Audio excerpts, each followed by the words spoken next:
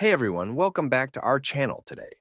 We are diving into 7 challenging words from an incredibly insightful episode of the On Purpose podcast, featuring the brilliant Lili Reinhart. So, grab your pen and paper and get ready to improve your English vocabulary. Are you ready? Let's go. I'm deeply looking forward to this conversation. I Me do too. like to remind people of the incredible awards and accolades and the incredible success that you've achieved because Accolades. The word accolades refers to expressions of praise, approval, or admiration given to someone for their achievements or qualities. It can also mean awards, honors, or any kind of formal recognition. Think of a situation in your daily life where you do something exceptionally well and receive recognition for it.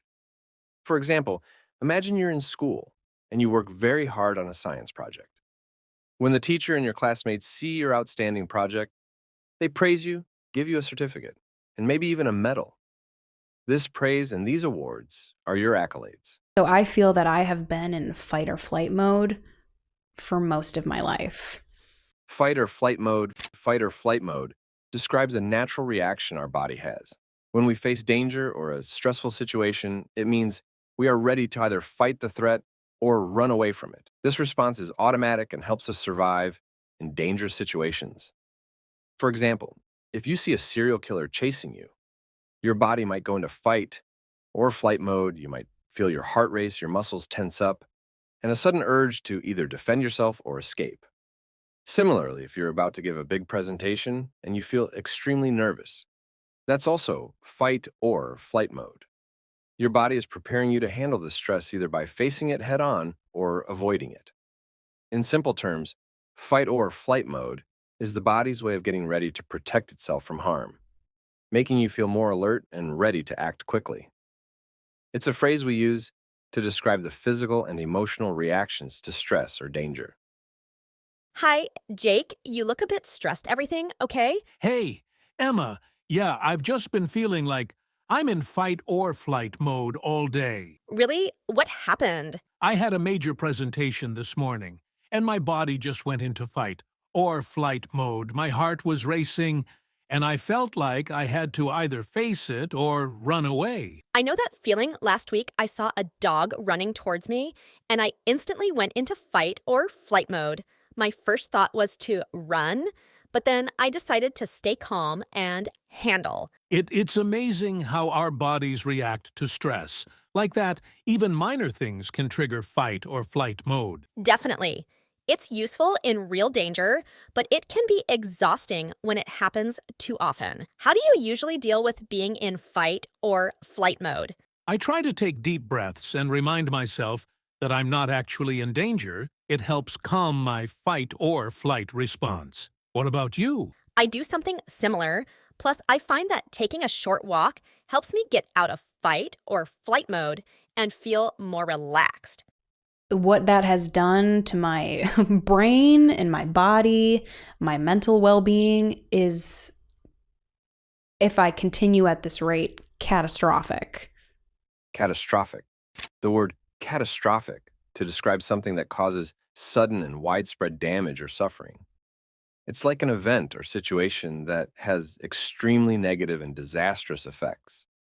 For example, imagine a powerful hurricane hitting a coastal town. The destruction it causes to homes, roads, and lives can be described as catastrophic because of the severe damage and impact on people's lives. Similarly, if a company suddenly goes bankrupt and thousands of employees lose their jobs, the situation can be considered catastrophic due to the serious and far-reaching consequences for everyone involved. In simple terms, catastrophic means something very bad and destructive, leading to major problems or damage. Did you hear about the recent earthquake in the neighboring city? Yes, it's terrible. The damage caused by the earthquake was catastrophic. Absolutely. It's devastating to see the destruction it left behind. I agree. The loss of lives and homes is truly catastrophic for the affected families. It makes you realize how unpredictable and catastrophic natural disasters can be. Definitely. We must always be prepared for such catastrophic events and support those affected by them. And wait, you love sweets too, and I wanted to find out, does that mean like sour candy, does that mean sweet tooth? Like, Sweet tooth. The phrase sweet tooth refers to a strong liking for sweet foods, such as candies, chocolates, cakes, and desserts. Someone with a sweet tooth often craves sugary treats and enjoys indulging in them. Imagine you have a friend who always prefers dessert over any other part of the meal. Whenever there's a choice between a healthy snack and a piece of cake, they always pick the cake. This friend has a sweet tooth, meaning they particularly enjoy eating sweet things. Hey, Sarah. I brought some donuts. Want one? Oh, definitely. I have such a sweet tooth. I can never resist donuts. I noticed. Every time we go out, you always get dessert. Guilty as charged. I just love sweets. What about you? I like them, but I don't crave them like you do. You should have seen your face light up when you saw those donuts. What can I say? My sweet tooth takes over. I think I just felt like, oh, look how pathetic I am. I can't even, like, my anxiety is really that bad. I can't even hold down a job. Pathetic. The word pathetic describes something or someone deserving of pity, sympathy, or contempt because they are weak, ineffective, or inadequate. It can refer to a situation, action, or person that is considered to be pitiful, sad, or laughable due to their lack of strength, importance, or capability. For example, if someone fails to complete a simple task despite repeated attempts, you might describe their efforts as pathetic. Similarly, if a situation or outcome is considered to be embarrassingly or disappointingly inadequate, it can be described as pathetic. In simple terms, pathetic is used to characterize something as weak, ineffective, or deserving of pity or contempt due to its inadequacy or lack of strength. Did you catch the game last night? Yeah, I did. It was quite pathetic, wasn't it? Totally. I mean, our team couldn't even score a single goal, and their defense was just as pathetic. They couldn't stop anything. It was embarrassing to watch. Honestly, I expected more from them. Me too. It's like they've completely lost their edge. Even their passes were pathetic. I know, right? And don't get me started on their coach. His strategy was just pathetic. Yeah, he needs to rethink his approach if he wants to save the rest of the season. Definitely. Let's hope they can turn things around before it's too late. Agreed. Otherwise, it's going to be a long and painful season for us fans. Anxiety. Anxiety is a feeling of worry, nervous, or unease about something with an uncertain outcome. It can range from mild to severe and can affect how a person thinks and feels. When someone experiences anxiety, they might feel tense, have a rapid heartbeat, or feel short of breath. Anxiety is a normal response to stress or danger, but if it becomes excessive or persistent, it can interfere with daily life and might require treatment. For example, someone might feel anxiety before a big exam or job interview, which is natural, however. If these feelings occur frequently and without a clear cause, it could be a sign of an anxiety disorder. In simple terms, anxiety is a feeling of fear or worry about things that might happen, often making you feel tense and restless. Hey, Tom, you look tense today. What's up? Hi, Emma. I've been dealing with a lot of anxiety. The project deadline is coming up, and I'm worried I won't finish on time. Deadlines can cause a lot of anxiety. Have you tried breaking the project into smaller then? I have, but the anxiety still hits me. When I think about the presentation, speaking in front of everyone makes me so anxious. Public speaking can trigger anxiety. Maybe practice in front of a small group first. Good idea. I need to manage my anxiety better.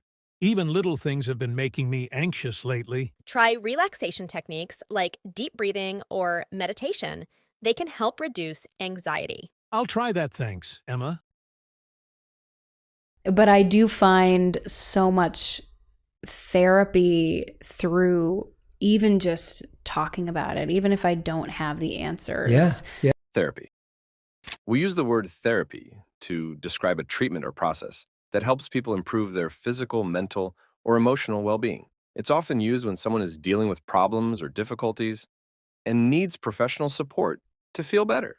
For example, if someone feels very stressed or anxious, they might go to therapy to talk with a psychologist or counselor.